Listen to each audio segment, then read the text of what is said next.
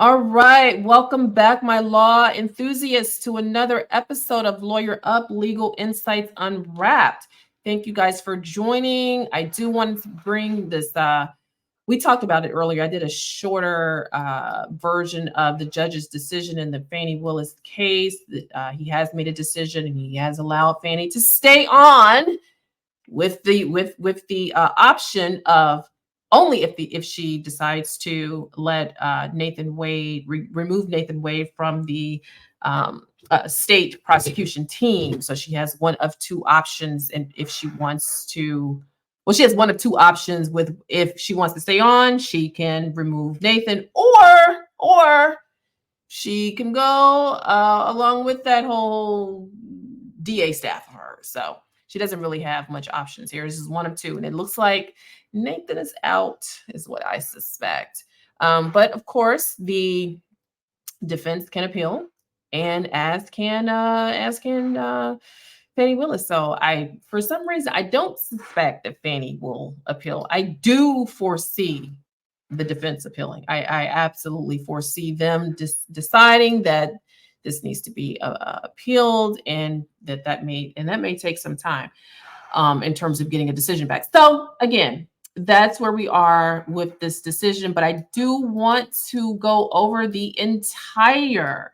Let me say this again. I do want to go over the entire order from the judge, so we can get a better insight on this judge's decision making, so to speak, how he decided to rule on this case. I do think that's important. But that is going to take a little bit of time because it's a rather lengthy order. So before we get started, I figured I would kind of give you guys a overview of. Give me 1 second, guys. I've got a little bit of an issue here. Okay. Yeah, I figured I'd give you guys a little bit of backstory on just what's happening. So what I want to do, guys, is let's start off. Let's take a look at what this judge ruling states. Okay. This is the order. You guys have seen this before. This is the state of Georgia versus Donald John Trump, and along with the other co-defendants. This is Rudy Giuliani, Mark Meadows, Jeffrey Clark, Robert Lee, Michael Roman, David Schaefer, Harrison Floyd, and Kathleen Latham. Okay, so those are the defendants. All right, it says order on defendant's motion to dismiss and disqualify the Fulton County District Attorney. So it leads in stating that on January 8th, the defendant, Michael Roman, he actually filed this motion to dismiss the indictment and to disqualify the Fulton County DA's office. 8 co-defendants, it was only 8 at the time, and they later joined and supplemented the motion. They raised additional grounds for disqualification, and among other allegations of disqualifying conduct, the defendants contend that the DA had a personal stake in the prosecution of the case by financially benefiting from her relationship with Nathan, his special assistant DA, Nathan Wade, whom she did hire personally to lead the state's prosecution team. But more specifically, the defendant Michael Roman, alleged that the DA and Nathan Wade, that they traveled together on multiple vacations, with Wade covering many of the associated expenses. And defendant Roman later, he did supplement his motion with receipts for some of the travels. And it was discussed in the hearing that they did travel. I mean, they went to Napa, they went to Tennessee, they went to some parts of Georgia, North Carolina, they went to Aruba, they went to Belize. I mean, they were doing their travel thing, Miami. But it says the state responded with an affidavit, and the affidavit from the state argued that the DA had not received any financial benefit through her relationship with Wade, and that their personal travel expenses were roughly divided equally. And that was the state's argument regarding whether or not there was some sort of benefit sort of based around these travel expenses. Now, it says, as alleged, the claims presented a possible financial conflict of interest for the DA.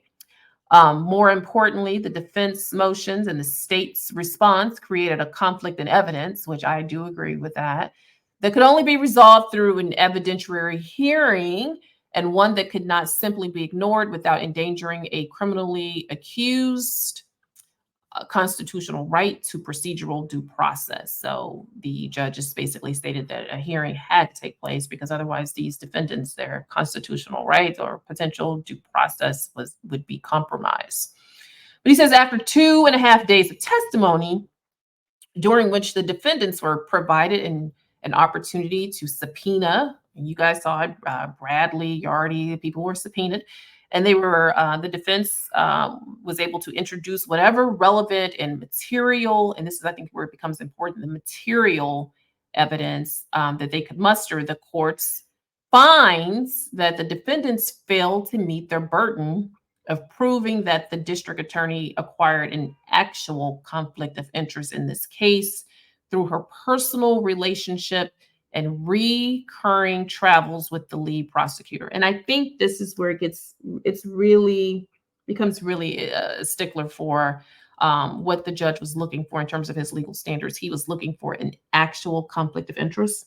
I think this actual conflict of interest was brought up based on Fani's motion, her supplemental motion, where she basically made a pretty compelling argument that the judge there's a higher bar that was required for an elected district attorney to be disqualified, and the trial courts needed to establish that an actual conflict of interest occurred, not just this appearance. So I think this is where this is important. And the judge is saying that the defendants, lawyers, they failed to meet their burden in terms of proving that an actual conflict of interest occurred. And I do agree with that. Definitely, they were pretty successful in proving that an appearance of one was there, but the actual conflict of interest, not so much.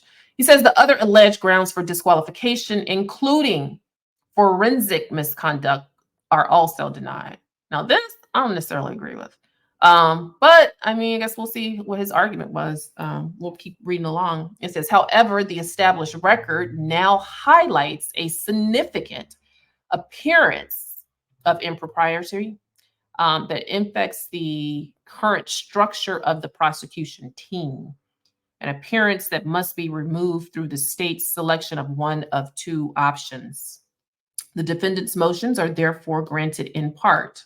So he granted in part, sounds like he denied in part. But it says the actual conflict of interest, okay? It says our highest courts consistently remind us that the prosecutors are held to a unique and exacting professional standard in light of their public responsibility and their power. Every newly minted prosecutor should be instilled with the notion that seeks justice over convictions, and that she may strike hard blows but never foul ones. And this is from the case Berger versus the United States.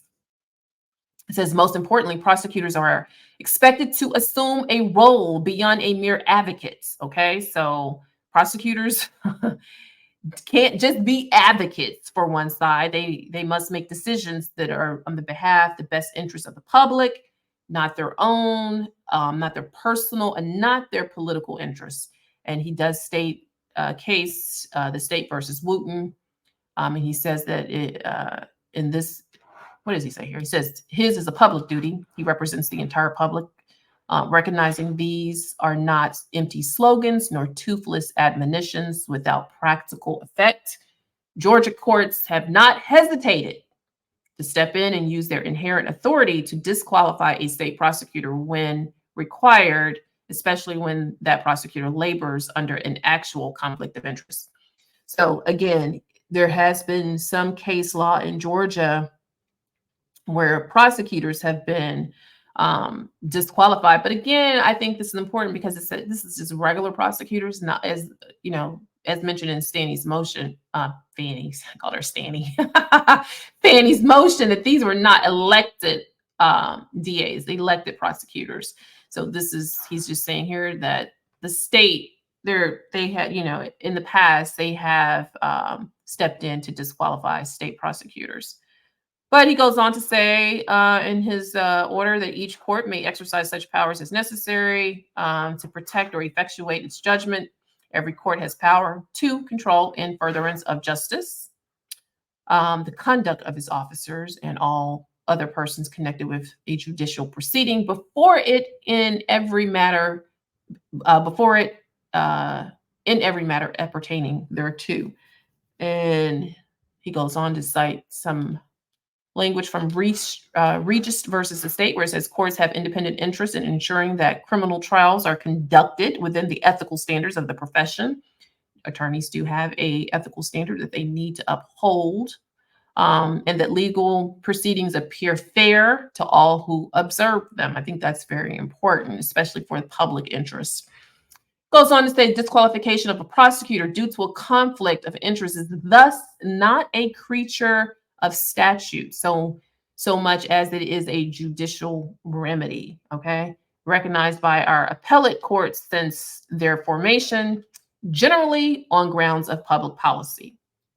As the administration of the law should be free from all temptation and suspicion, so far as human agency is capable of accomplishing that object. And he goes on to cite Golden versus the state, disqualifying Solicitor General on grounds of public policy. Conley versus Arnold, against public policy for Solicitor General to represent clients through allegation was untimely. Baker versus the state, holding propriety demands that the Solicitor General cannot personally prosecute a case in which he was personally concerned. Howard versus the state, finding public policy, good morals, and justice prevent side switching. Nichols versus the state, this is physical precedent only. The administration of the law, and especially that of the criminal law, should, like Caesar's wife, be above suspicion and should be free from all temptation, bias, and prejudice. Goes on to say the Georgia Supreme Court has most recently denoted conflicts of interest and forensic misconduct as two generally recognized grounds for disqualification.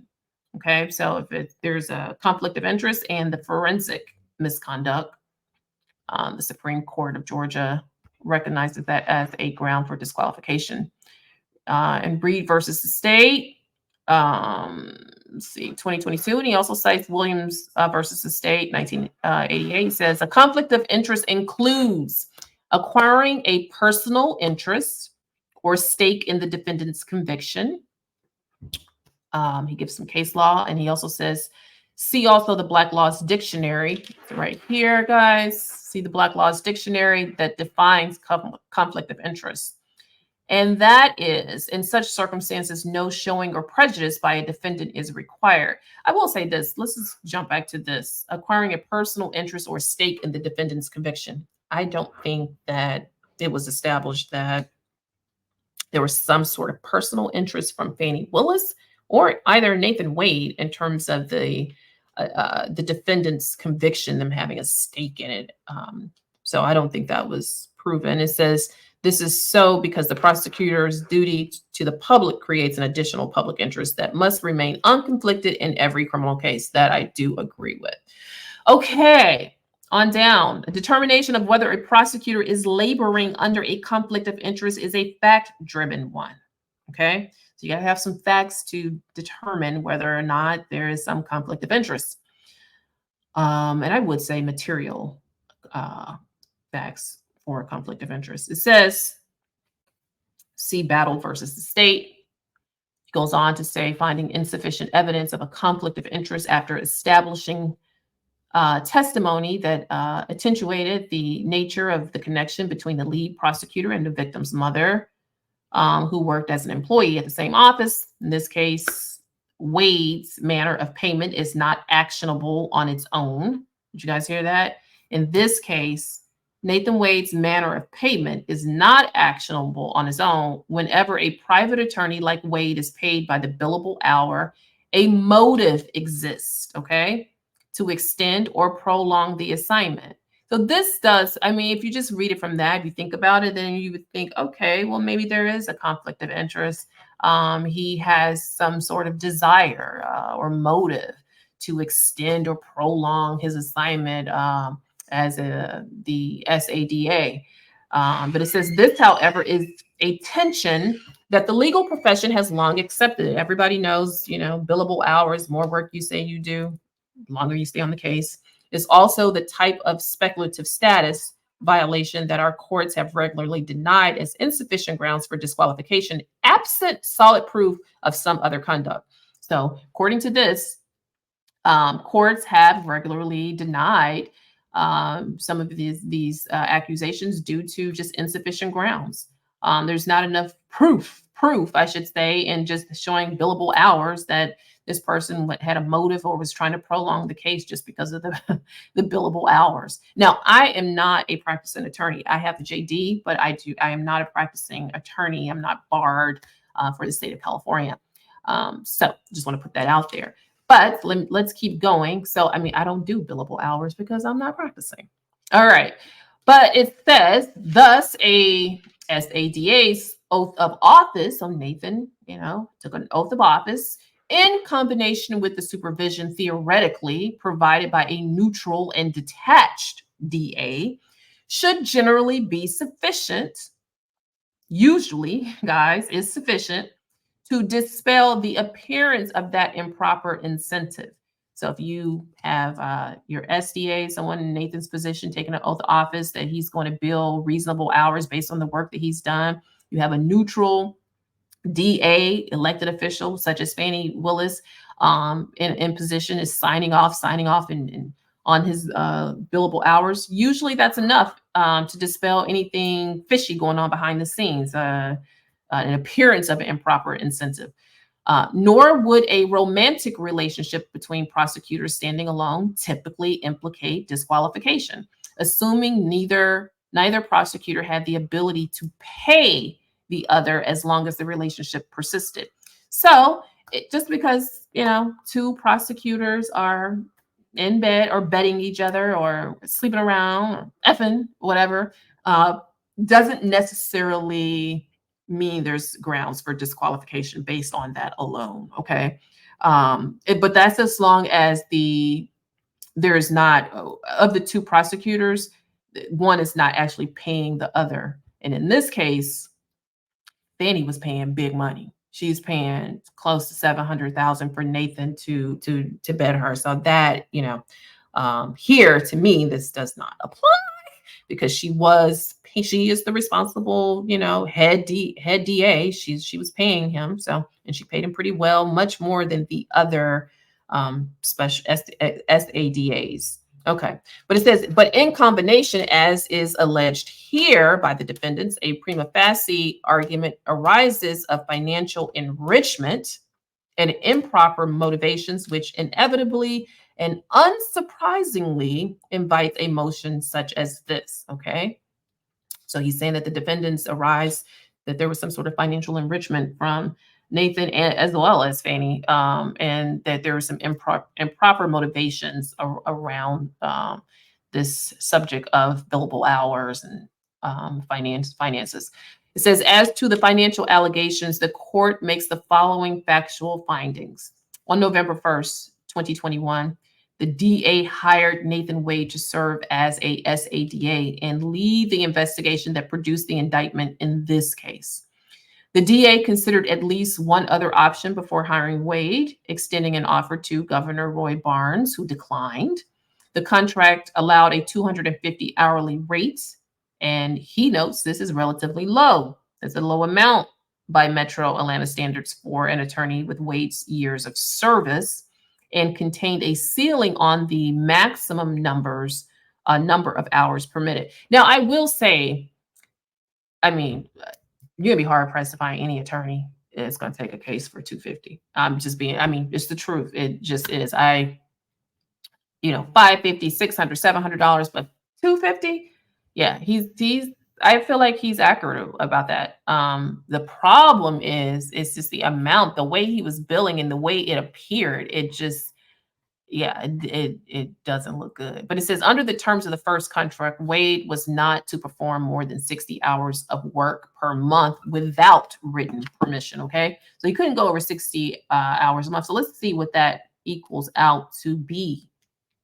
All right, so you got 60 hours times 250. That's 15,000. He wasn't supposed to go over $15,000 a month. It says no evidence, and if he did, he needed some sort of written permission from, of course, Fani, or he needed some written permission. Okay, that he's being asked to be able to go over 60 hours a month. And it was going to need to be approved. It says no evidence was introduced indicating that Wade ever received permission to exceed these monthly hourly caps. So we don't know if Fani gave an okay because that was never introduced. It says his contract was renewed on November 15th, 2022, and again on June 12th, 2023. It says between October of 2022 and May 2023, the DA and Wade traveled together on 4 occasions. That resulted in documentable expenses, okay? The first included an extended trip in October of 2022 to Miami and Aruba and a cruise. Wade initially covered expenses for the October 2022 trip, which totaled $5,223. Now, I'm going to be honest with you. I don't really think that's an expensive trip, but that's just looking from the outside. And that part, whether or not it was expensive or not, doesn't matter. But $5,223, not that expensive of a trip.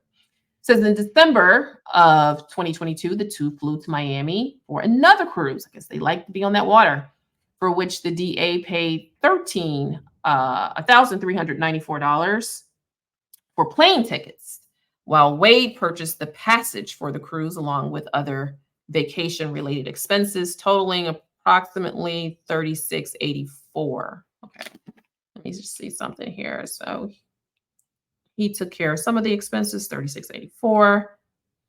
She took care of the plane tickets. It's about the same amount, $5,078. Okay, it says, let's see. In March of 2023, the two traveled to Belize, where Wade covered resort and restaurant expenses in the amount of approximately $3,000. I thought she said she paid for the trip to Belize. So now we have in this order, I distinctly remember Fani saying that she paid for all of the Belize trip and that she did it big for Wade's 50th birthday. But we have here, it's saying that in March of 2023, they traveled to Belize where Wade covered the resort and restaurant expenses in the amount of $3,000. I'm gonna have to go back and find where she talked about this Belize trip because yeah, I know. So that may have been a dishonest testimony because it doesn't look like based on this, that's not what she said. And I distinctly remember her saying that. Anyway, let's keep going. It says in May 2023, they traveled to Napa Valley, where Wade covered airfare, lodging, and Uber rides in the amount of $2,829. Okay. And in addition, the two described taking a number of day-long trips to Tennessee, Alabama, South Carolina, North Carolina, and parts of Georgia. They just run it all throughout the South. It says they also admitted to dining out on multiple occasions and taking turns covering the bill, with seemingly full access to Wade's primary credit card statements. The defendants did not produce evidence of any further documentable expenses or gifts, nor were any revealed through the testimony. In total, the defendants point to an aggregate documented benefit of at most approximately $12,000 to $15,000 in the DA attorney's favor. Okay. And it says the DA and Wade testified that these expenditures were not meant as gifts and not designed to benefit the DA. Both testified that the DA regularly reimbursed Wade in cash. You guys remember that. She reimbursed him in cash because her dad said that a woman always needs to have cash. And so she's always wanted to do 50-50 with him, or she wanted to pay her half, according to Fani. And it says, if not reimbursed, the DA covered a comparable related expense. I mean, this judge is really taking into account everything she said. It says, for example, the DA testified that she reimbursed Wade in cash for the Aruba trip, which she estimated cost around $2,000, and she gave him money for both cruises. She further claimed that she reimbursed Wade for the entirety of the Belize trip and that she paid for the Napa Valley excursions. And I'm thinking, where was the proof? Finally, while Wade could have bought meals in 2020, which totaled more than $100, she also regularly paid for his meals as well. All right. So such a reimbursement practice may be unusual, and the lack of any documentary corroboration understandably concerning and really questionable. Yet the testimony withstood direct contradiction, which corroborated by other evidence. For example, her payment of airfare for two on the 2022 Miami trip, and was not so incredible as to be inherently unbelievable. Okay. Says, however, as the DA herself acknowledged, no ledger exists other than a best guesstimate. There is no way to be certain that the expenses were split completely evenly, and the DA may well have received a net benefit of several $100s. Despite this, after considering all the surrounding circumstances, the court finds, this is his decision on this, and he says the court finds that the evidence did not establish the DA's receipt of a material financial benefit as a result of her decision to hire and engage in a romantic relationship with Wade. Let me just repeat that again, guys. The court finds that the evidence did not establish the DA's receipt of material, get that, guys, material financial benefit as a result of her decision to hire and engage in this romantic relationship with Nathan Wade. Simply put, the defendants have not presented sufficient evidence. You didn't have enough sufficient evidence. Shout out Ashley Merchant. Wasn't enough sufficient evidence indicating that the expenses were not roughly divided evenly, because Fani said, hey, I paid him back in cash. So you needed to, they needed to have, put on a better case to show that didn't occur, or these expenses were not evenly divided, or that the DA was or currently remains greatly and peculiarly interested in this prosecution. And I do not think she has some great interest in the prosecution. I don't think. Okay, it says, in addition, and much more important, the court finds, based largely on the DA's testimony, that the evidence demonstrated that the financial gain flowing from her relationship with Wade was not a motivating factor on the part of the DA to indict and prosecute the case. And I do believe that. I don't think that any of these trips or any of that, I don't think had anything to do with wanting to prosecute Trump. I think this was just more like a booty call type of deal. But it says, while a general motive for more income can never be disregarded entirely, the DA was not financially destitute throughout this time or in any great need, as she testified that her salary exceeded $200,000. You guys got that. She was making over $200,000. This woman was not broke by any standard of terms of what we consider to be broke or destitute or poor. She wasn't. She's making pretty decent money. It says she exceeded $200,000 per year without any indication of excessive expenses. So she didn't have any excessive expenses or excessive debt. So she was doing all right. It was really, where's the financial gain in that? She's already making decent money, making more than what most Americans make.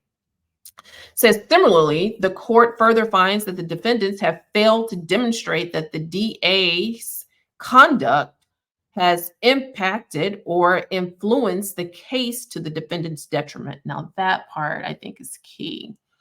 While prejudice is not a required element for disqualification, it is relevant to considerations of due process and the defendant's requested remedy of complete dismissal. All right, so the defendants argued that the financial arrangement created an incentive to prolong the case. We did hear that they had an incentive to prolong the case. But in fact, the judge found there is no indication the DA is interested in delaying anything. Indeed, the record is quite the contrary. Before the relationship came to light, the state requested that the trial begin less than 6 months after indictment, which means she wanted to move quickly on this.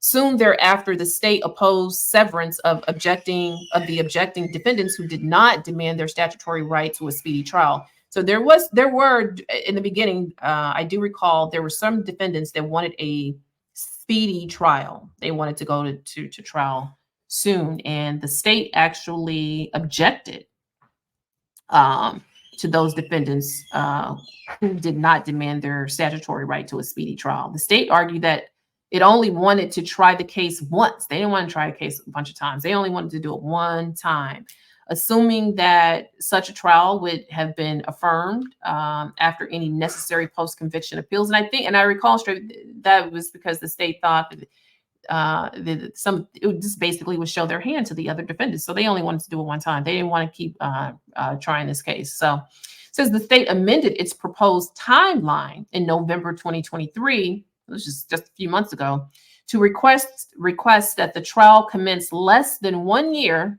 after the return of the indictment, which was on November 17th.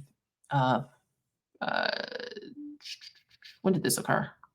Yeah. Okay. So she did that amended proposed timeline of November 17th, 2023. And even before the indictment, the DA approved a grand jury presentment that included fewer defendants than the special purpose grand jury recommended. So they recommended actually quite a few additional defendants, and she did not include them in the indictment. It says, see order entering special purpose grand jury's final report into court record, and they give the number. It says, in sum, the DA has not in any way acted in conformance with the theory that she arranged this financial scheme, keeping Nathan on the books, keeping him maxing out the number of billable hours to somehow enrich herself or to endear herself to Wade by extending the duration of this prosecution or engaging in excessive litigation. It's actually quite the contrary. She was aiming to bring this trial within 1 year of the indictment. And I guess they wanted this trial to happen before the election. Let's keep going. But anyway, it says, without sufficient evidence that the district attorney acquired a personal stake in the prosecution or that her financial arrangements had any impact on the case, the defendant's claim of an actual conflict must be denied. I mean, I think that's good grounds.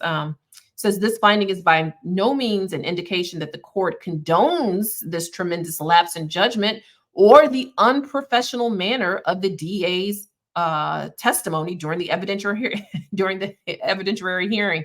Basically, he's saying, listen, this is a lapse in judgment, a great, tremendous lapse in judgment by Fani Willis, and her hearing at the testimony was unprofessional. He finally said something about that testimony, because it was completely unprofessional when she stormed in there when no one even called her to the stand. She came in and she wanted to speak her piece. She said she was waiting for them to finish.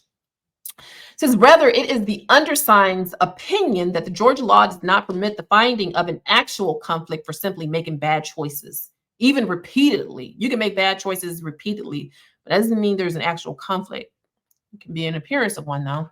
And it is the trial court's duty to confine itself to the relevant issues and applicable law properly brought before it, which I do agree with this judge here. He can only look at what the applicable law is for this, which is actual conflict. So the other forms or sources of authority, such as the General Assembly, and this is where he's basically setting it up, guys.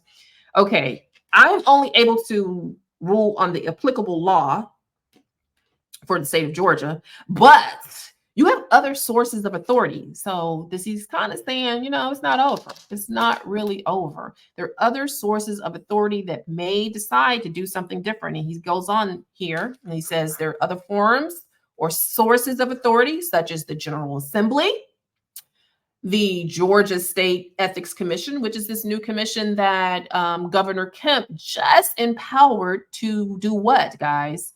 To actually remove elected district attorneys when they are not doing their job, when there's some sort of ethics issue, when they're not, in cases like this, when they need to be reviewed, basically. Okay. So I think he's sort of punting off this decision over to them. So you have the General Assembly, who is a body of authority that could be a body of authority over this hearing or in this case, in terms of Fani's role. You have the Georgia State Ethics Commission. You have the State Bar of Georgia that does what? For all you guys to know, the bar, I mean, they're responsible for issuing licenses for attorneys.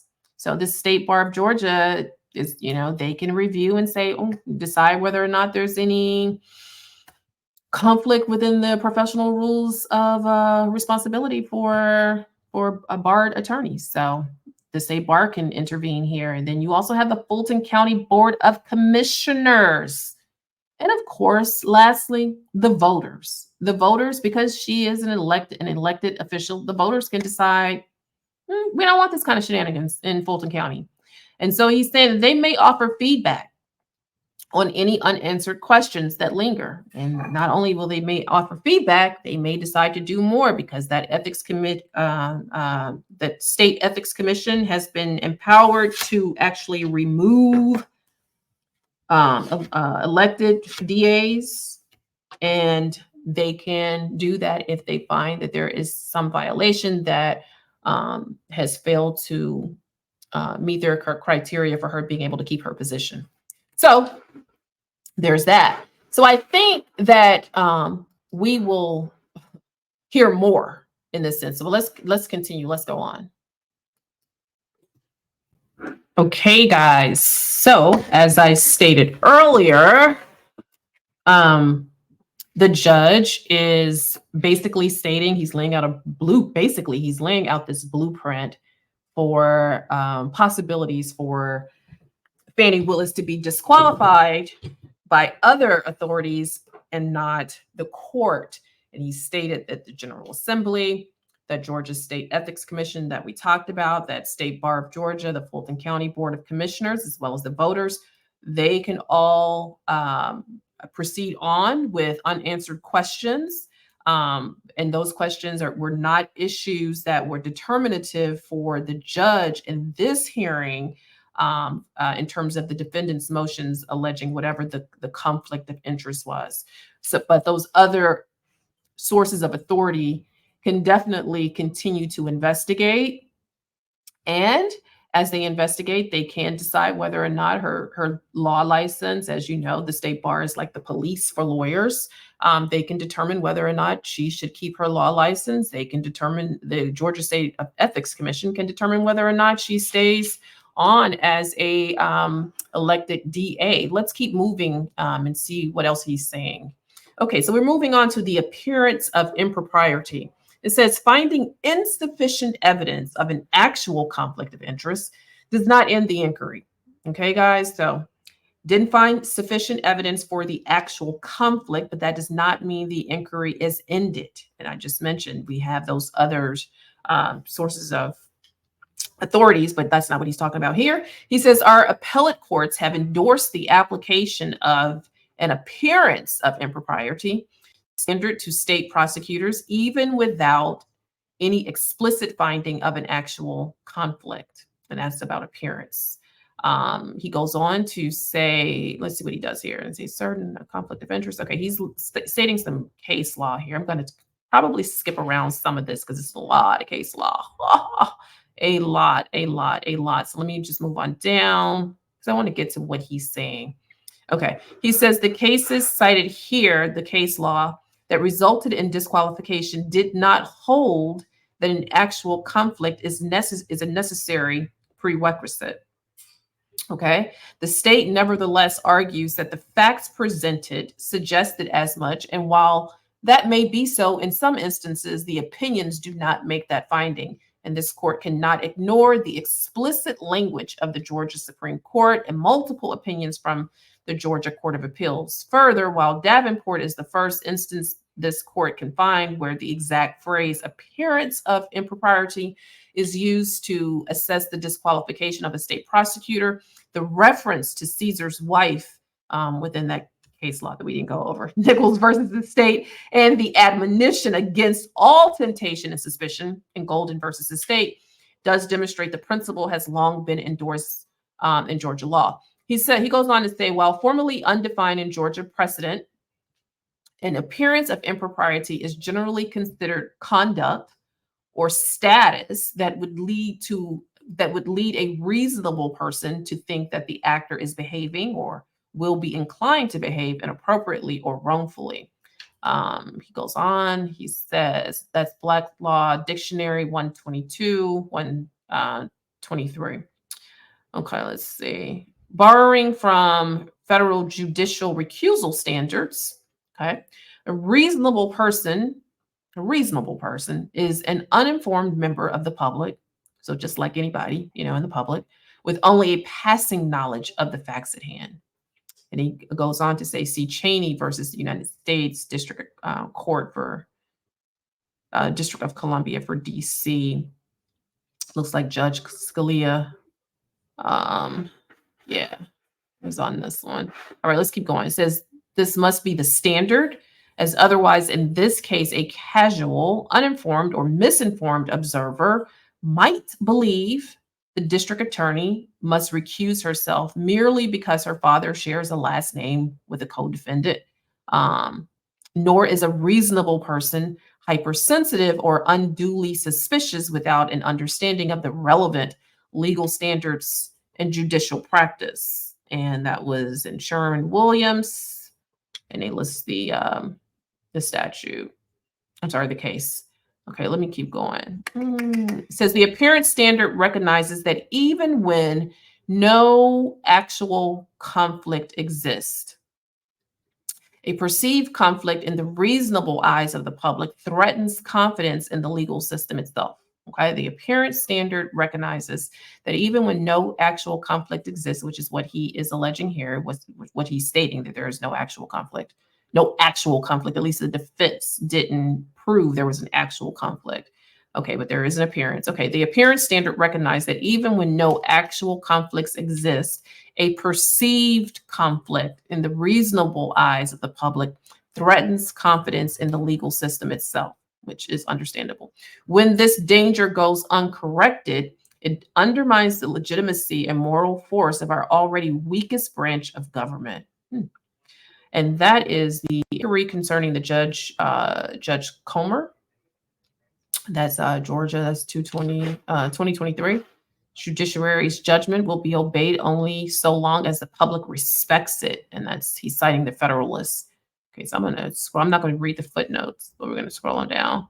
He says, thus it is that sometimes an attorney, guiltless in any actual sense, nevertheless is required to stand aside for the sake of public confidence in the probity of the administration of justice.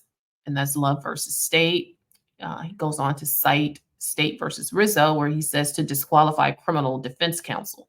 Now, he says the court finds that it can and indeed must consider the appearance of impropriety as a basis for a state prosecutor's disqualification. So that must be considered, especially in recognition of the critical role that the prosecutor plays in the criminal justice system.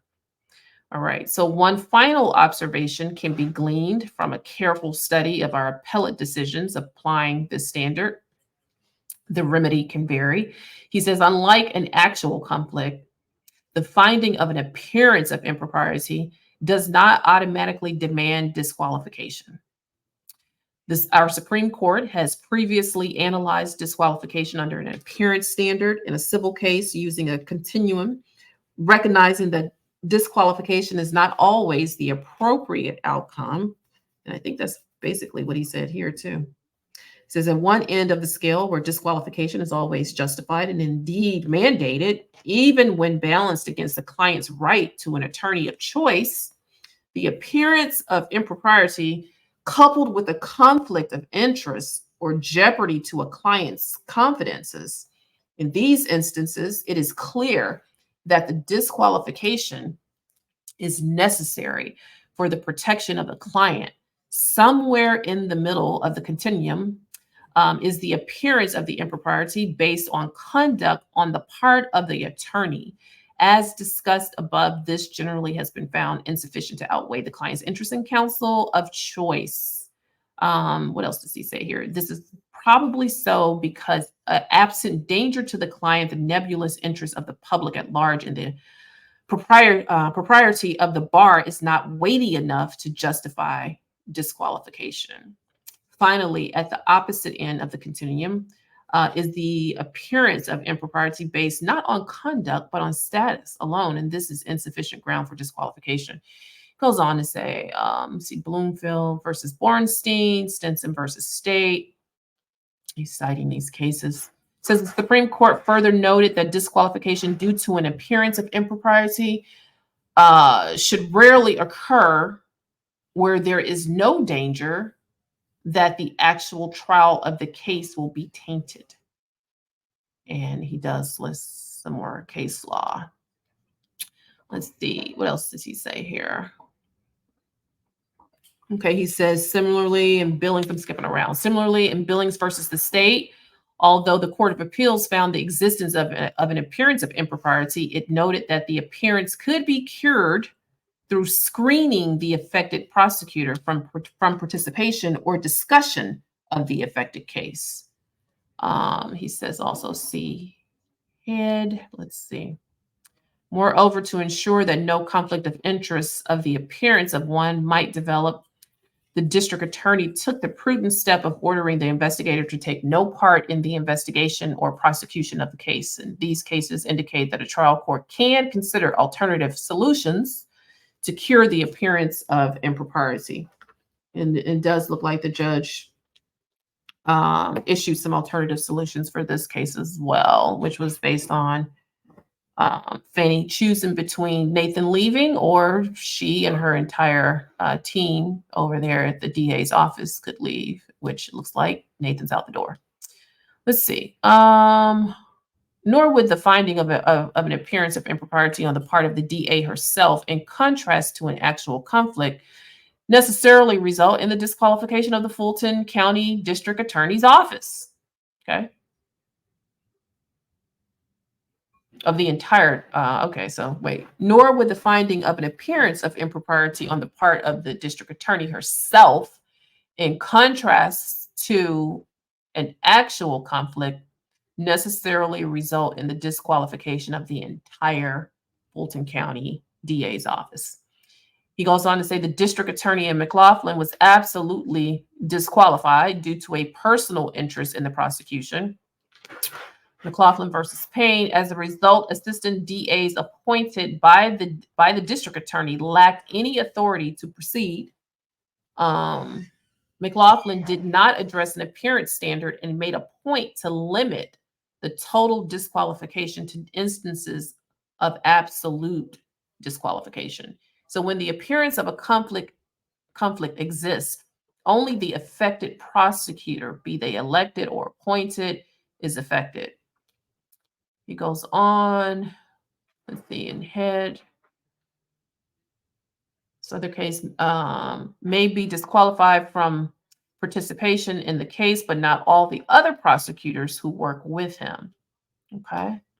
He's basically citing some case law where the rest of the staff, the regular prosecutors, maybe the district attorney or the head prosecutor was affected, but the rest of the staff, the remaining prosecutors in the office, in the DA's office, they were not disqualified.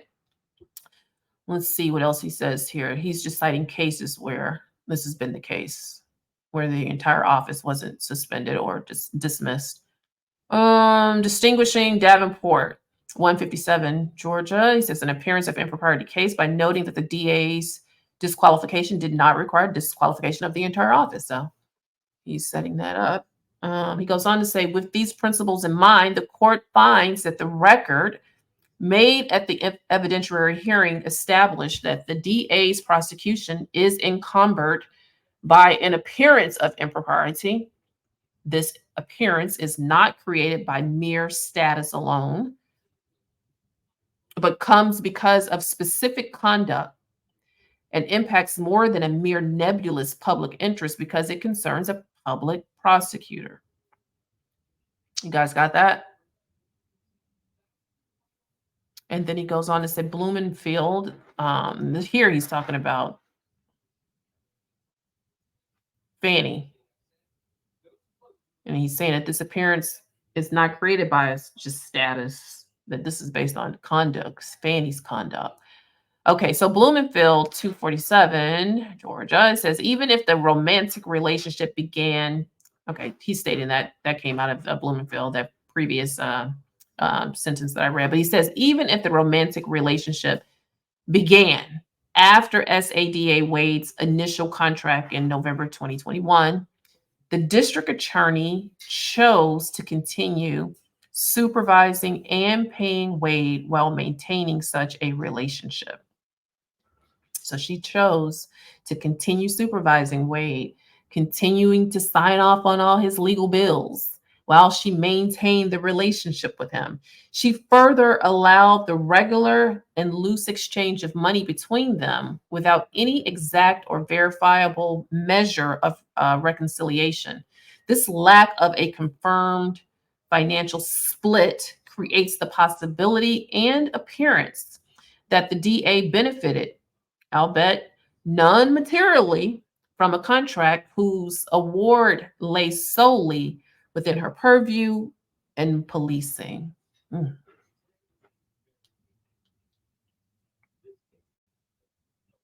Yeah, he's basically saying there was no confirmed financial split. There's the possibility is there, the appearance is there, and we don't have anything confirming that you really paid him back. It lacks some sort of confirmation that there was a split in finances. We have documentation showing that plane tickets were bought, cruise tickets were bought from both of you various times, but there's nothing there showing that Wade was paid. It says, most importantly, were the case allowed to proceed unchanged, the prima facie concerns raised by the defendants would persist. Okay, so if things remain the same, unchanged, then Fani and her lover boy, Nathan Wade, they will continue to commingle funds that he makes from his billable hours. They will continue to potentially go on trips together, and she will continue to benefit at the expense of the taxpayers, is what this judge is basically saying. Goes on to say, as the district attorney testified, her relationship with Wade has only cemented after these motions. So basic, and is stronger than ever. Oh my goodness, he basically took her words verbatim, saying that their relationship is pretty rock solid after all of the motions to have them dismissed were filed. It says Wade's patently unpersuasive explanation of the inaccurate interrogatories he submitted in his pending divorce indicates a willingness. You guys hear this? It indicates a willingness on his part to wrongly conceal his relationship with the district attorney. The judge is basically saying that Wade got up there with this unpersuasive explanation about the interrogatories that he submitted in his divorce proceeding, where he said that he, hadn't stepped out in his marriage. He submitted that it was inaccurate. He submitted that during his divorce proceedings. And because he tried to conceal that he had a relationship, again, this is about appearance, but it does indicate that he willingly tried to conceal his relationship. It says that as the case moves forward, reasonable members of the public could easily be left to wonder whether the financial exchanges have continued, resulting in some form of the benefit to the district attorney, or even whether the romantic relationship has resumed. And I do agree with that. And I think he had reason to not want to reveal that he had some relationship going on with District Attorney Fani Willis, because when it comes down to equitable's split of assets in Georgia, the judge can weigh in on whether or not there has been some sort of infidelity in the marriage. Now, he got on that stand. He talked about how his wife had, she initially started the cheating, but there's valid proof that he absolutely was having an affair, and maybe even an affair with another one of the prosecutors. So I think he had reason to try and to conceal, because he had been married for quite some time, and he likely does not want to pay alimony. Let's just keep it 100. Okay. Anyway, it says, put differently, an outsider could reasonably think that the district attorney is not exercising her independent professional judgment, totally free of any compromising influences. As long as Wade remains on the case, this unnecessary perception will persist. This is the judge basically setting up the argument or his reasoning as to why Nathan Wade needs to be removed, which I agree. Goes on to say the testimony introduced, including that of the district attorney and Wade, did not put these concerns to rest. So their testimony actually just led to more questions. During argument, the defendant's focus largely pivoted from the financial concerns to disproving the testimony of the district attorney, namely that her romantic relationship actually predated the November 2021 hearing of Wade. He said it moved away from those financial concerns, which is probably what they should have focused on. On that front, the court makes a few brief observations. First, the court finds itself unable to place any stock in the testimony of Terrence Bradley. Yeah. We all saw Terrence Bradley get on that stand. We saw Terrence Bradley testify that he did not remember, he couldn't recall. There was only one conversation in the, water cooler back of the room, but we all saw those released text messages from Ashley Merchant, the attorney for the defense for Michael Roman, where Terrence Bradley was basically singing to her like a bird, telling her everything. But again, the court says it finds that it is unable to place any stock in the testimony of Terrence Bradley. His inconsistencies, his demeanor, and generally non-responsive answers. You guys remember attorney-client privilege, answers left far too brittle a foundation upon which to build any conclusion. And I think the judge is right in his assessment there. All right. So it says, while the prior inconsistent statements can be considered as substantive evidence under Georgia law, Bradley's impeachment by text message did not establish the basis for which he claimed such sweeping knowledge of Wade's personal affairs. In addition, while the testimony of Robin Yearty raised doubts about the state's assertions, it ultimately lacked context and detail. So the defense attorneys did not drill Yearty enough to get more detail about what she knew and get a little bit more context. So he said it lacked that, although it did raise some doubts.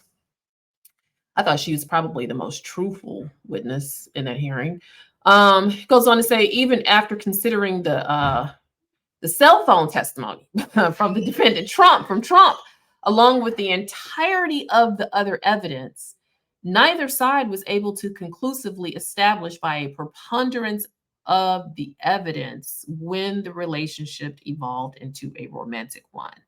And I agree, it was difficult, but I don't know. I thought the cell phone, this is, again, an outsider looking in, and I'm not a practicing attorney. I just have a JD. Looking in from the outside, I thought the cell phone footage was rather compelling, and it did show at least it was more about appearance, at least showed an appearance of some sort of romantic one. I mean, no one questioned them on the visits and the late night text and, you know, coming to her condo at 12 o'clock midnight, those booty calls that they had going on. Anyway, says, however, an odor of mendacity remains. Okay, guys, I gotta look this word up. What the hell is mendacity? Because yeah, I don't know what that word means. Let me just take a look. Mendacity. Let's see what this word means. The odor of mendacity. It almost sounds like an odor of smelly crap. Ooh, it's the odor of untruthfulness, the tendency to lie, an instance of lying, of falsehood. Ooh, that is ugly. An odor of lying, of falsehood, which means that the veracity of somebody's testimony cannot be taken at face value. It says the court is not under an obligation to ferret out every instance of potential dishonesty from each witness or defendant ever presented in an open court. Such an expectation would mean an end to the efficient disposition of criminal and civil proceedings.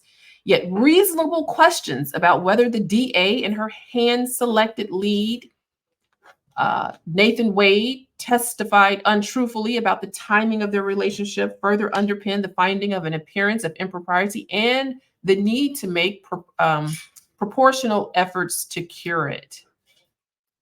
So basically, I think this is some really hard language here. He's basically saying he thinks they lied. He thinks their testimony was dishonest. Both there's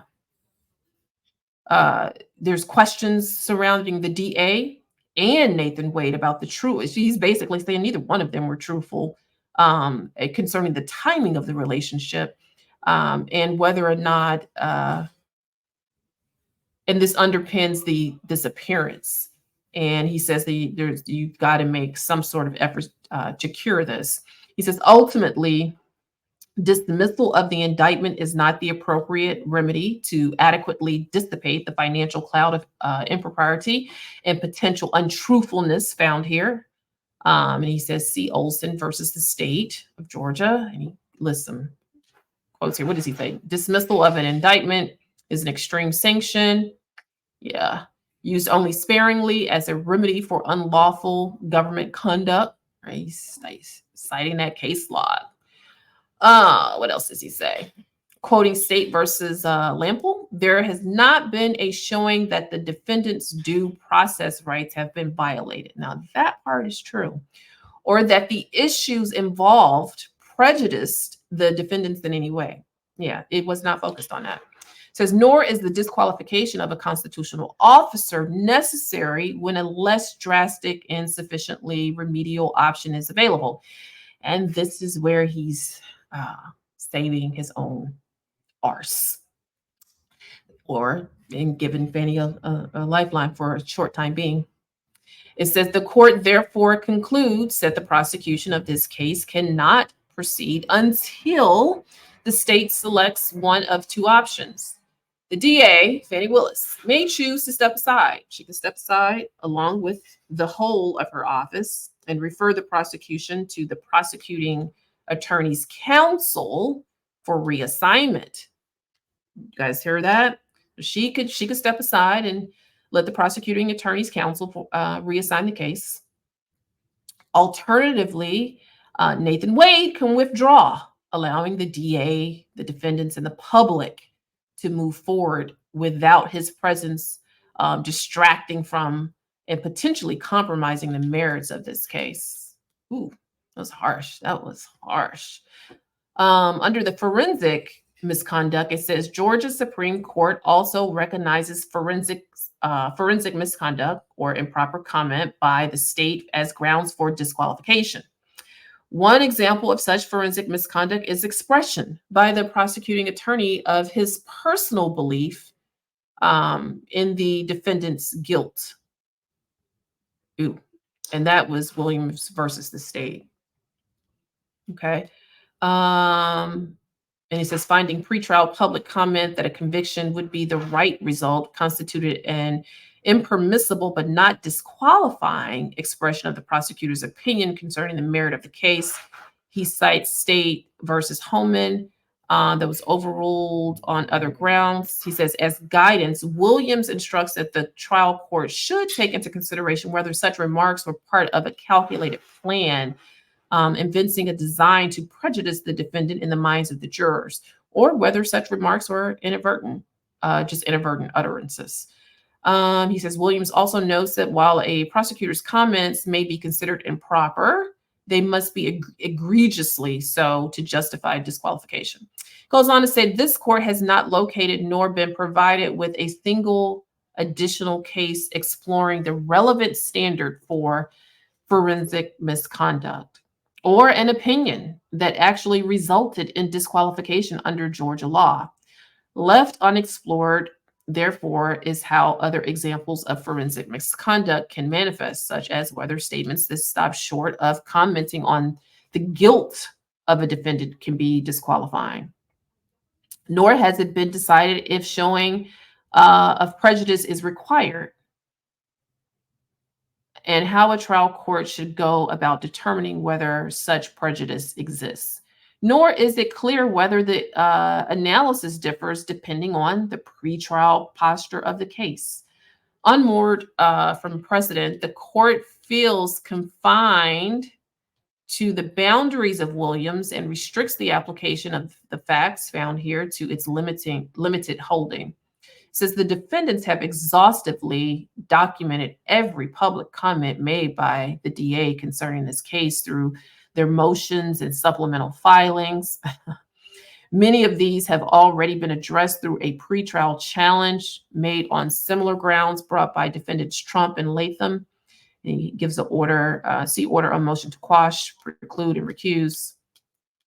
Says this court incorporates and adopts the sound reasoning of Judge McBurney, and I think McBurney reprimanded the DA once before, and he says, and finds that any comments made by the district attorney prior to July 31st, 2023 did not amount to disqualifying forensic misconduct. Public comments about the need for and importance of the investigation fall short of the type of bias, explicit or implicit, that must be found.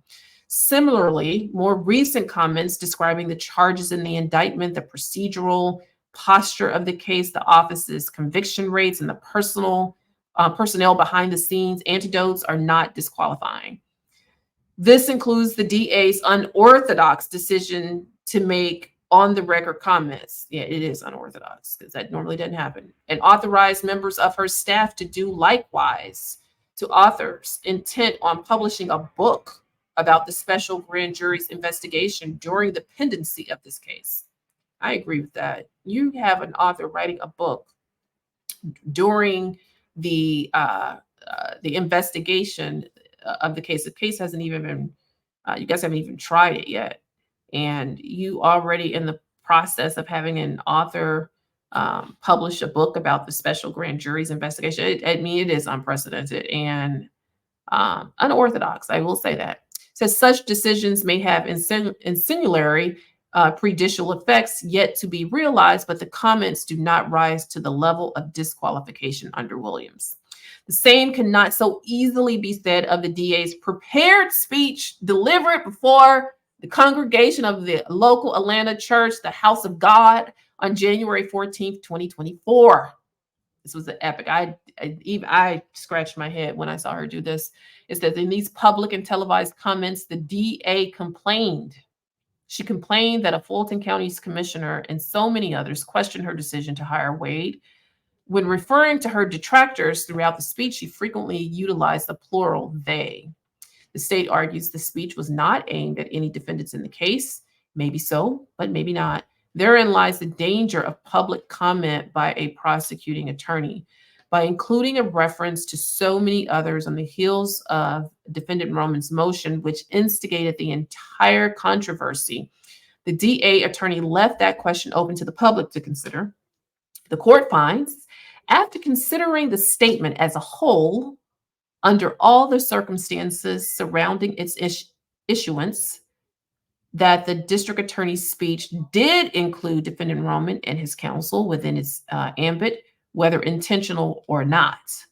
More at issue, instead of attributing the criticism to a criminal accused general aversion to being convicted and facing a prison sentence, the DA ascribed the effort as motivated by playing the race card. She went on to frequently refer to Wade as the black man, he put in quotes, while her other unchallenged SADAs were labeled one white woman and one white man.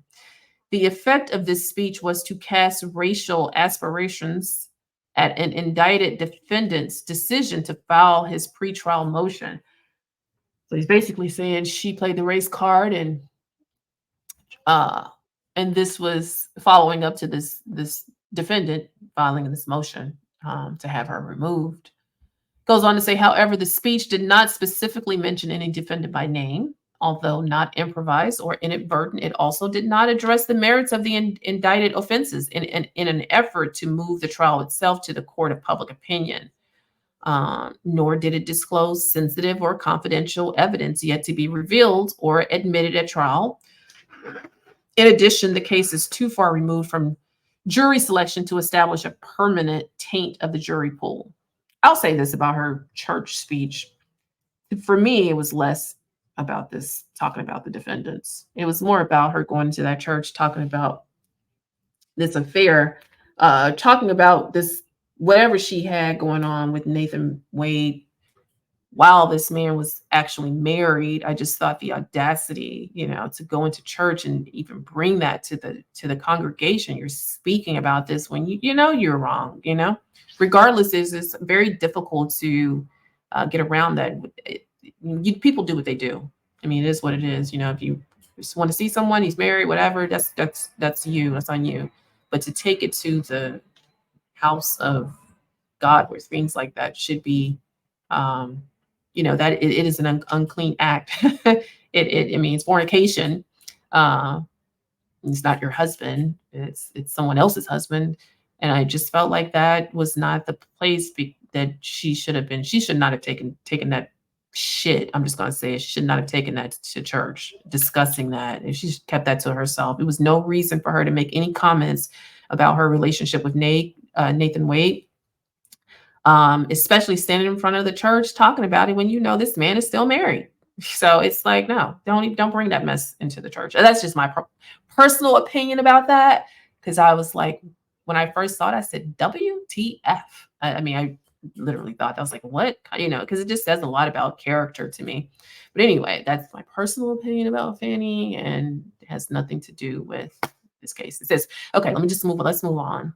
Get off my soapbox talking about that. I don't care if she's messing around with someone that's married, just her business, but it's just bringing that to as if everyone was supposed to rally around her. No, keep that. If you've been doing that, you keep that to yourself, Anyway, the judge goes on to say, she didn't disclose sensitive or confidential evidence yet to be revealed. She didn't taint the jury pool. He says, as best it can divine under the sole discretion of Williams, the court cannot find that the speech crossed the line to the point where the defendants have been denied the opportunity for a fundamentally fair trial, or that it requires the DA's disqualification. But it was still legally improper. Providing this type of public comment creates dangerous waters for the DA to wade further into. The time may well have arrived for an order preventing the state from mentioning the case in a public forum to prevent prejudicial pretrial. Ooh, so basically, he's like about to put the gag order on her. Like, don't even mention this case to the public because you are tainting potential jurors. Let's see what it says. What it says is prevent prejudicial pretrial publicity. But that is not the motion presently before the court. The defendant's motion demanding the disqualification and dismissal based on forensic misconduct are denied.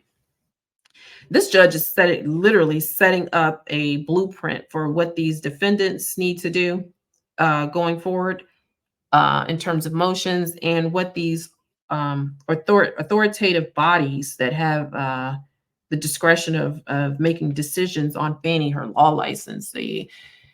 the board that can, the committee that can remove her. He's basically setting up a blueprint for basically taking her down.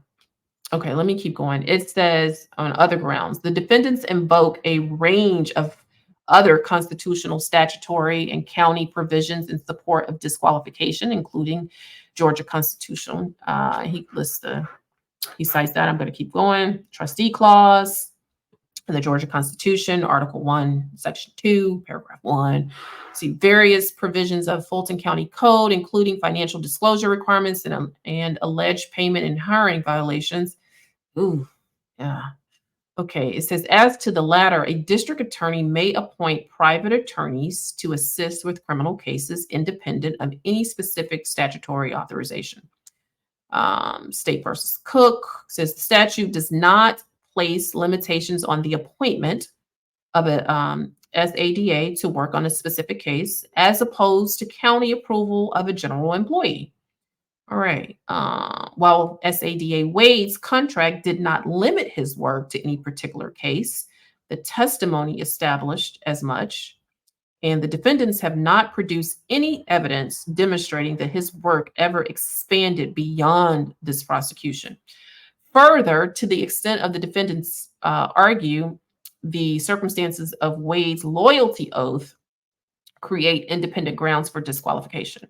The court incorporates its previous order on the subject and denies the motion. See order on defendants Chesborough's motion to dismiss indictment for failure to comply. It goes on, says, as for the remaining provisions and arguments, the court has not presented, the court has not been presented with any authority that such violations, even if proven, amount to an actual conflict of interest, nor that an appearance of impropriety can apply to any instance of inappropriate or wrongful behavior.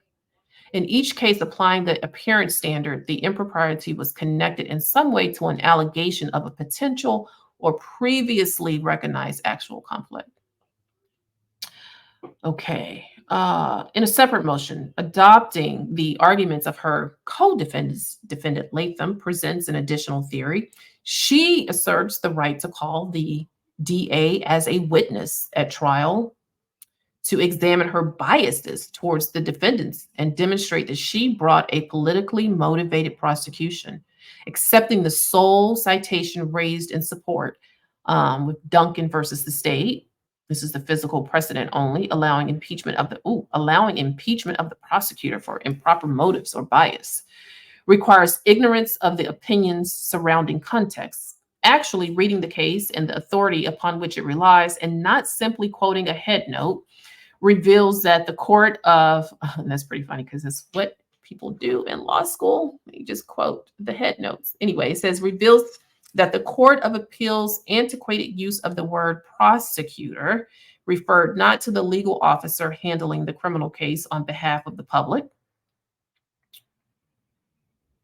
but rather the main witness for the state. Okay. Defendant Latham asserts a claim accurately characterized as one of selective prosecution, and the United States Supreme Court has recognized that such claims are not a defense on the merits to any criminal charges themselves. He cites United States versus Armstrong. Instead, a claim of selective prosecution must be brought in the form of a motion asking the trial court to exercise its judicial power on equal protection grounds. Lacking such a showing here or any foundation in law or the rules of evidence, the motion is denied. He goes on to say in conclusion, whether this case ends in conviction, acquittals, or something in between, the result should be one that instills confidence in the process, in the legal process. A reasonable observer, unburdened by partisan blinders, should believe the law was impartially applied, that those accused of crimes had a fair opportunity to present their defenses, and that any verdict was based on our criminal justice system's best efforts at ascertaining the truth. Any distractions that detract from these goals, if remedial under the law, should be proportionally addressed. After consideration of the record established on these motions, the court finds the allegations and evidence legally insufficient to support a finding of an actual conflict of interest. However, the appearance of impropriety remains and must be handled as previously outlined before the prosecution can proceed. The defendant's motions are therefore granted in part and denied in part. And that is his signature. So the defendants got some of what they asked for, and in part, and some part was denied. This is going to be interesting to see how things shape up over the next few months with those authoritative bodies taking a look closer and investigating this DA and Nathan Wade. I do think that the judge probably made the best decision for himself, considering that he is running for office again, and he is in Fulton County, as I stated earlier. And because he's in Fulton County with a very heavily populated African American community, he doesn't want his decision to impact his ability to be reelected. I mean, this is my opinion.